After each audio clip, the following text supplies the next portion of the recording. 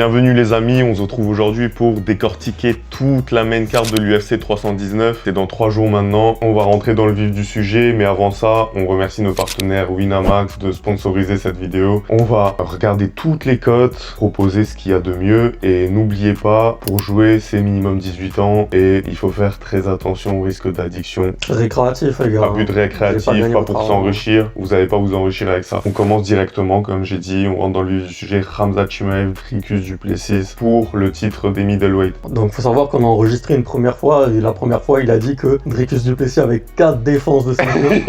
C'est vrai, on a fait une première vidéo et j'ai eu un bug, dans mon cerveau, j'ai dit qu'il avait 4 défenses, il a bugué aussi, il a dit qu'est-ce que tu racontes?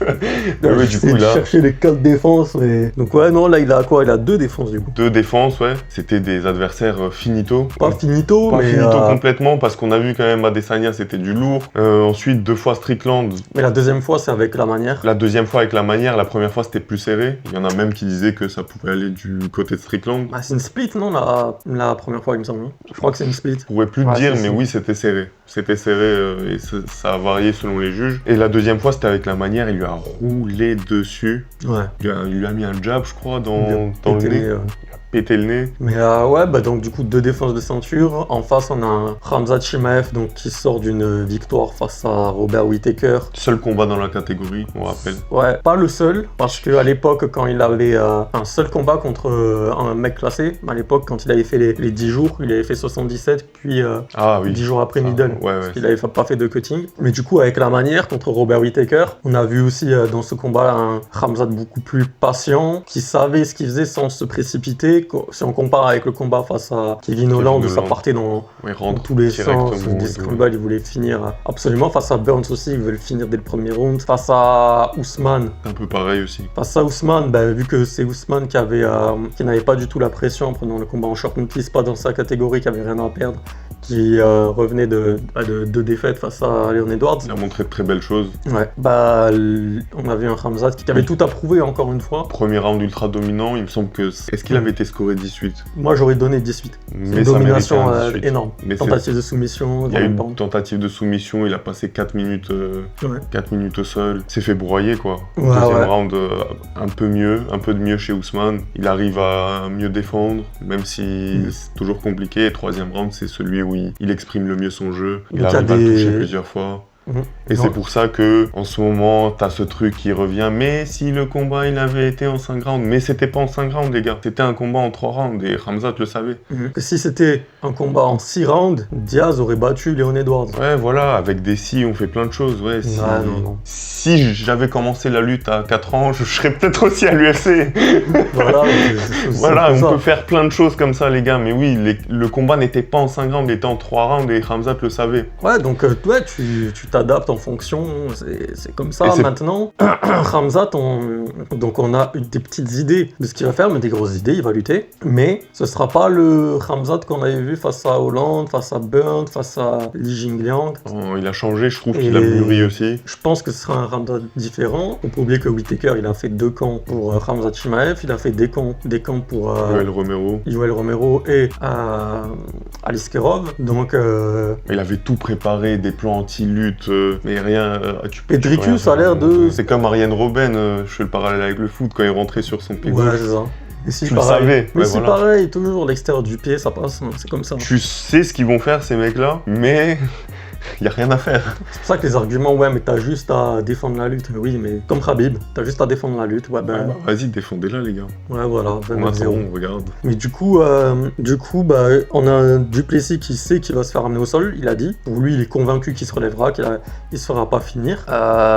Donc, on a un Khamzat Chimaev qui a fait toute sa prépa avec l'équipe nationale russe. Ensuite, il est parti avec Saroukian. Il a fait une prépa avec celui qui a combattu hier au Dana White Contender Series. Le jeune crack, là.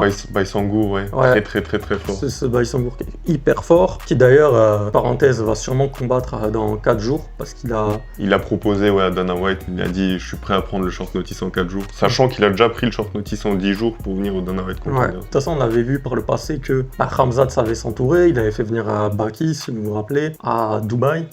Ouais, donc il s'entoure de plusieurs profils. Tsarukyan, il a pris pour l'explosivité, petit gabarit, il se prépare à tout. Il a des poids lourds, il a des gens un peu plus agiles, explosifs. Donc il est préparé et ça va être, je pense, full lutte. Et surtout pour contrer l'argument qui revient souvent, chez même les mecs qui suivent pas beaucoup le MMA, en ce moment ça ressort très souvent, c'est le cardio de Khamzat, qu'il faut arrêter à tout prix vouloir faire le parallèle avec le combat contre Ousmane. Comme j'ai dit, c'était pas un combat en 5 rounds, c'était un combat en 3 rounds. Il savait ce qu'il faisait. Là, je pense qu'il saura mieux gérer son énergie. C'est pas un imbécile, c'est pas un débile. On avait les mêmes interrogations pour Nassourdine. À l'époque, si vous vous souvenez, finalement, vous voyez. Hein, il n'y a eu aucun souci. Il n'y a eu aucun souci. On avait les mêmes interrogations pour Francis Ngannou. Même les interrogations, on les avait eues pour Conor, hein, qui quand même avait fait 5 rounds avec Ned Diaz, qui a fait 4 rounds avec Khabib. Ouais. Ça dépend de ta gestion, en fait. Ça dépend de ta gestion. Et je pense que c'est un Khamzat beaucoup plus posé. C'est pas le Khamzat qu'on a vu face à Burns. C'est vrai, c'est pas du tout le même Khamzat. Il a gagné 20 ans en maturité depuis qu'il a eu son enfant. On est très content pour lui. On le trouve beaucoup plus posé, beaucoup plus dur à sortir de ses gonds. Parce que Dricus du Plessis, il excelle dans ce domaine-là. Il a fait pleurer deux de ses adversaires. Strickland, ouais, il avait dit des trucs de fou à Strickland. Pour rappel, il s'était fait battre par son père dans sa jeunesse. Il a dit, je vais t'éveiller tous ces souvenirs-là, je vais te battre encore plus fort que lui. Adesanya, oui, ça m'a étonné. Ouais, bizarre. Il a dit, tu connais pas mon histoire? Non, j'étais pas riche. Non, on était pauvres. Ouais, il était mort de rire en plus. À voir s'il le fera avec Khamzat. On a vu une vidéo hier. On a pu voir qu'ils se respectaient. Et en dehors de ça, on a pu voir la dimension physique des deux. On s'attendait donc, tout le monde disait, ouais, du Plessis physiquement. Ouais, ça va être on voit un Khamzat qui est énorme. Qui a l'air plus énorme même que parce qu'il est géant, hein. De toute façon, il fait 1m90. Hein. Que le combat va se dérouler comme tous les autres. Un Khamzat qui va plonger assez vite, qui va essayer de trouver l'ouverture, échanger un peu debout, voir comment ça se passe, vite trouver l'ouverture et imposer sa lutte, imposer son rythme. Et je vois une soumission au début du second round. Du coup, Khamzat Chimaev par soumission, 2,50, ça m'intéresse.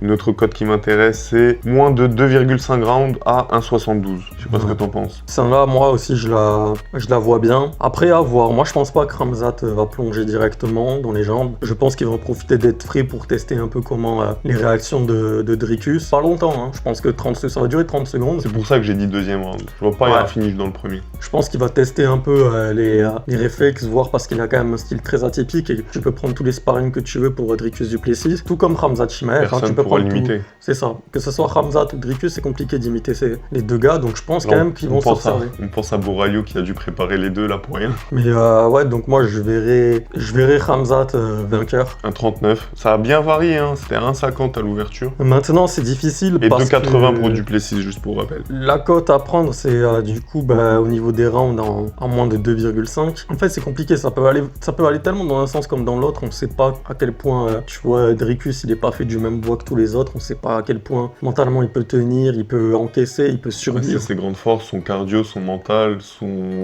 menton. C'est ça. Et il avance sur toi, il s'arrête jamais. Même si t'arrives à le contrer, il va encaisser ton coup, il va avancer sur toi. Je pense qu'en middle, c'est le combattant qui peut potentiellement le faire en fait. Quand je vois la catégorie middle, les autres, je pense que ce serait compliqué d'aller chercher Khamzat. Mais il y a aussi un autre truc que je disais, c'est on serait pas aussi à l'abri de voir une décision de Khamzat parce que souvenez-vous que à Sterling contre Petroyan 2, Sterling prend que les 3 premiers. Hein. Après les deux derniers, c'est Petroyan qui les prend. Ouais. Et avec des profils comme eux, qui axe beaucoup sur la lutte et le contrôle. T'es pas à l'abri que les 3 premiers rounds, il arrive quand même à le contrôler, il puise de toute son énergie pour essayer de le mettre au sol, le contrôler. Et les 2 derniers rounds, puis il laisse un peu filer, il tourne autour, voilà, ça fait des échanges comme Je vois pas ce scénario-là, mais bien sûr, tout est possible. Tout est possible, tu vois.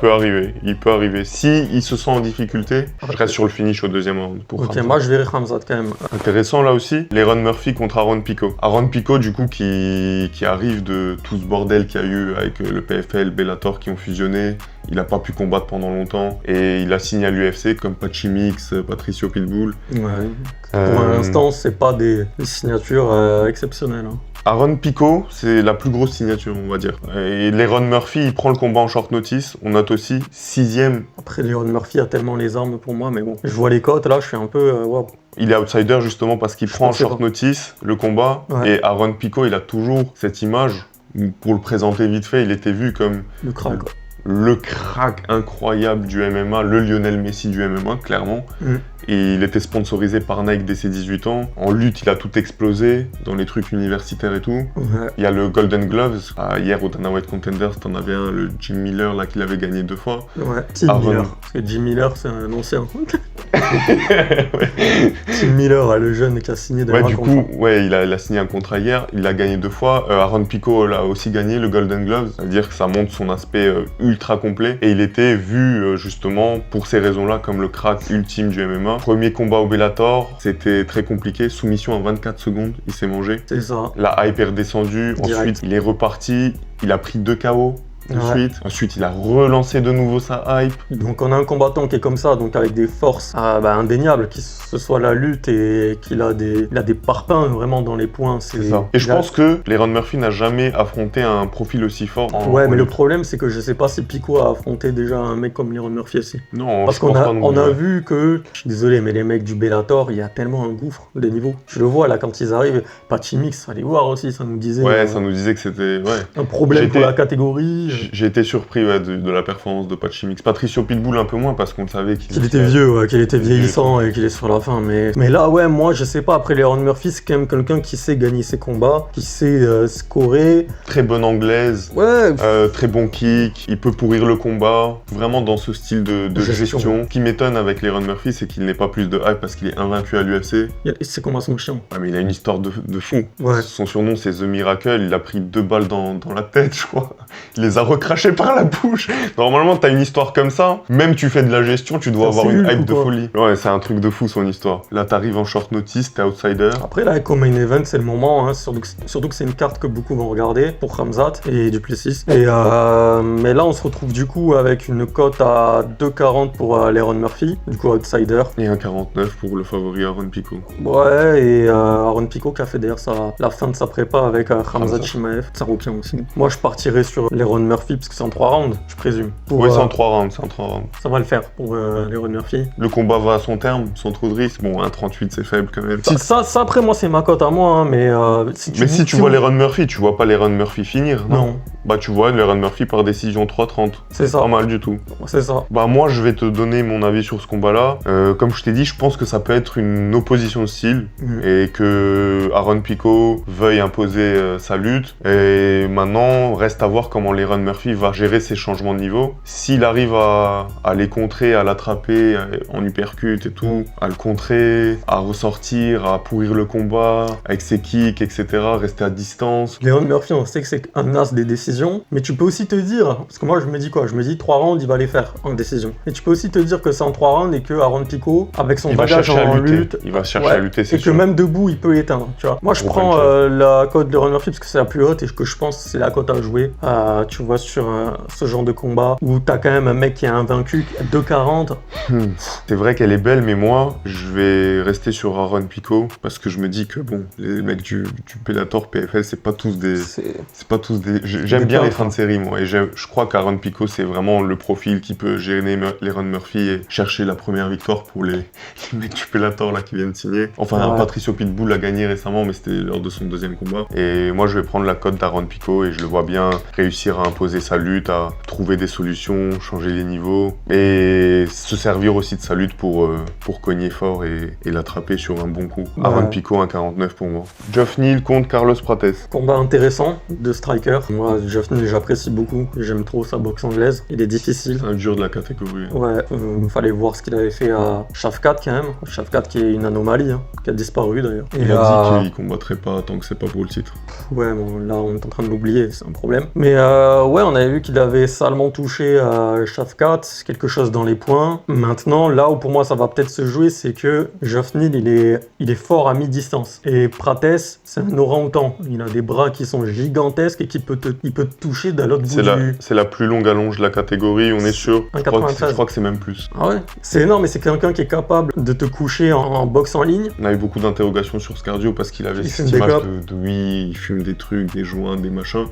On a vu contre Yann Gary que c'est justement au 4e et 5e round qu'il était le mieux, quoi. Et qu'il a failli finir Yann Gary même dans le dernier. Ouais. Donc moi j'aime beaucoup Geoff Neal, maintenant je pense que Prates va gagner. Je pense aussi que Prates va... N'oublions pas que Yann Gary c'était chaud pour lui. Et je trouve même qu'il a plus d'armes, parce qu'avant t'as dit que c'est un duel entre deux strikers, Carlos Prates a mais Geoff Neal c'est surtout de la mi-distance, c'est là où il excelle. Mais pour rentrer en bagarre, comme Shavkat il a fait. C'est juste pour rappeler que Carlos Prates, il a une ceinture noire de JJB quand même. Oui, puis mais de toute façon tous les fighting nerds sont des monstres partout. Ils sont tous rentrés par les Dana White Contenders en plus. Te dire l'envie de ces mecs de vouloir vraiment prouver que...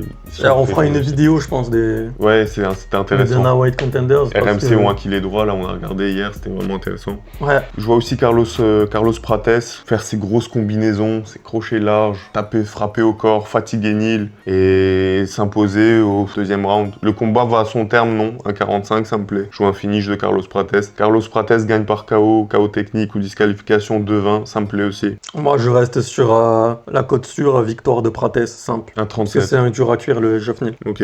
Canonier contre Page. 41, je crois maintenant Canonier. Contre 38 contre Page. Page assez surprenant parce qu'il a changé de catégorie récemment. Ouais. Il est monté chez les middle, on pensait pas, mais il a réussi à gagner son premier combat contre un mec qui avait énormément de hype, Sharapoutin Magomedov. C'était un récital d'ailleurs le combat. Ouais, il n'y avait pas de... À sens unique. À sens unique. Sachant que Sharapoutin, il me semble, était à domicile, Arabie Saoudite, ouais. On a Canonier qui a son dernier combat, c'était contre Rodriguez, Robocop, où il prend une foudre. À l'entame du combat, il prend une foudre monumentale et il arrive qui arrive quand même à... Grâce à son cardio et... Qui arrive quand même à s'imposer. C'est ouf, parce que tu dis qu'avec l'âge, c'est lui qui devrait fatiguer plus vite, mais il est toujours là, il a toujours ce bagage physique. Mais du coup, voilà, donc on a un Canonier qui est toujours là, toujours une forme physique impressionnante pour son âge, toujours quelque chose dans les poings, qui est un dur au mal. Frappe fort, bon striking. Michael Page, plus un style atypique, mais lui aussi il peut mettre KO. Là, on va être sur un duel entre un Page qui va faire du in and out, comme il a toujours fait, et un Canonier qui peut être... Après, c'est ça le problème, c'est que Canonier, contre ce genre de combattants, Imavov, Adesanya, il a toujours galéré. Rapide. Il a toujours galéré, et surtout là... qu'avec l'âge, là, ça va pas s'améliorer. C'est ça, donc moi, j'aurais tendance à partir sur Page. Moi, ce combat-là, je le vois un peu comme une mort subite, je sais pas ce que t'en dis toi. Soit c'est un combat pour se rapprocher, pour un combat pour le titre. C'est vrai qu'elle est très fournie. Borayo, t'as toujours Strickland, Adesanya, Whittaker. C'est vrai qu'elle est très fournie, mais quand je te dis Azamat Bekoev, on va reparler de lui. Mais quand je te dis mort subite, c'est que celui qui perd ce combat, c'est définitivement fini. Je pense que c'est plus Canonier, parce que Page monte. Page monte, oui. Mais si Page perd ce combat, je pense que ça serait compliqué quand même de faire quelque chose chez lui. Mais il y a le facteur âge aussi. Ah, mais après, après j'ai des gros doutes, trop de monde devant lui. Là. La catégorie middleweight, même t'as le Gauthier qui monte et tout. C'est un bordel. Le petit Tchétchène hier, Baïsangour, c'est un middle aussi, non? Ouais, c'est un middleweight. Mais fort aussi. En tout cas, c'est quand je te dis mort subite, c'est que celui qui perd ce combat, il peut dire adieu à jamais pour le titre. Même là, en gagnant, c'est compliqué. Ouais. Et là, ça serait adieu à jamais. Moi, je vois quand même Page l'emporter. Je vois aussi Page, 1,47, je vais pas... Et je vois le combat aller où? Et le combat qui va au bout, Michael Page par décision, 1,94. C'est ça. Ça me semble pas mal aussi. Tim Elliott contre Kaya Sakura. Ouais. Là, t'as Kaya Sakura qui était arrivé sur les... chapeau de roue, c'est comme ça l'expression. Je sais même pas. À l'UFC, on lui a offert direct un combat pour le titre contre Pantoja. Ça s'est mal passé pour lui. Apparemment, il s'est pas bien préparé. C'est quelqu'un qui est assez lazy, qui se prépare pas de ouf, quoi. C'est un talent pur, c'est ça? C'est un talent pur, un crack. Maintenant, je pense que entre un crack et Tim Elliott, c'est le crack qui prend, qui gagne, tu vois. Je vois quand même Kaya Sakura l'emporter debout. Tim Elliott, on a parlé des combattants un peu difficiles à lire. On a parlé de Dricus au début. Tim Elliott, c'est un peu la même chose. Ouais. Il tente des soumissions à tout va. Tu sais, c'est absolument pas ce qu'il faut faire, il va le faire quand même. Du coup, des fois ça marche. Il a 7 victoires, je crois, par soumission. Mais des fois ça marche pas aussi. Il a autant de défaites par soumission aussi. Je crois qu'il a 6 défaites par soumission. Mais il fait aussi n'importe quoi debout. Kaya Sakura, je pense pas que c'est le type de profil qui Le premier rang contre Pantoja à Sakura, c'est énorme. Ouais, très bon premier. C'est énorme. Pantoja gagne parce que c'est Pantoja et que c'est un des meilleurs combattants tu vois, dans le monde, pound for pound. Mais je pense que Asakura debout peut l'éteindre en fait. Je pense qu'il peut l'éteindre et puis il a l'expérience Pantoja avec les attaques, tu vois, dans son dos, tout ça. Je pense qu'il a l'expérience. Après là, on est chez les poids plumes. Du coup, c'est clair que c'est plus compliqué d'avoir un finish. Mais non, moi je vois Asakura finish. Mais je vois pas non plus le combat aller à son terme parce que je sais que Tim Elliott, un combat comme ça, il va tenter des trucs de ouf, il va se dire j'ai rien à perdre et je pense qu'il va se piéger à son propre jeu. Du coup, le combat va à son terme, non, un 74, ça me plaît. Sinon, moi je mets Kaya Sakura KO. Kaya Sakura, gagne par KO 2,50, ouais. Ouais, je mets ça. Ok, ouais, ça me plaît aussi. Ou KO technique, hein, d'ailleurs. Ouais, c'est compris dedans. Mais du coup, il est favori. Ça. On a fait le tour, mais pour finir, c'est quand même une belle carte. On n'a même pas parlé des prélims. Il y a quand même des beaux combats aussi. Là, on s'est concentré sur sur la main card parce que c'est des pronos. On reste sur des pronos sur des cotes. Le sport reprend un petit peu un petit coup de boost. On a la news qui est tombée, des droits 7,7 milliards, ouais, apparemment. Ouais, puis pour 8 $, ils auront accès, les Américains, à tout l'UFC. À titre de comparaison, avant, on était sur toute une année, sur tout regarder, on était 1100 $. 1100 $. Là, tu passes à 100 $, c'est magnifique pour eux. Parce que tu devais payer ESPN Plus et le pay-per-view. Les pay-per-view à 80 $. Ouais. Du coup, voilà. On a fait le tour, les amis. Merci d'avoir suivi la vidéo. J'espère que vous allez faire les bons choix avec tout ce qu'on vous a proposé. N'oubliez pas, faites attention à but récréatif. Et on se dit à bientôt, à très bientôt. On va essayer d'être régulier. On dit ça souvent, mais là, on va vraiment essayer d'être régulier. J'avais, pour l'excuse, ouais, c'était compliqué. En fait, j'ai des gros problèmes de santé. Donc, c'est pour ça qu'on est un petit peu. On disparaît de temps en temps. Parce que je suis hospitalisé, les gars. Ouais. Du coup, on va essayer d'être un peu plus régulier. Portez-vous bien et on se retrouve très vite. À toutes.